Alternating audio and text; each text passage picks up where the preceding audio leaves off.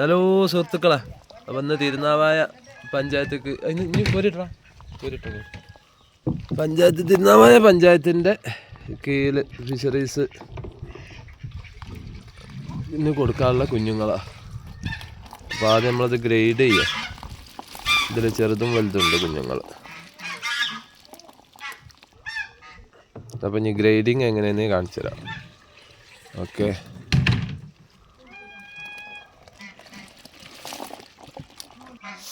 അപ്പോൾ ഇതേമാതിരി ഒരു ഡ്രമ്മ്, ആ ഡ്രമ്മിൽ ഇതാ ഈ നെറ്റ്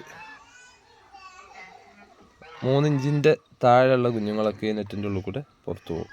അപ്പോൾ നമ്മളതിൽ കുറച്ച് ഇട്ടിട്ടുണ്ട് കേട്ടോ.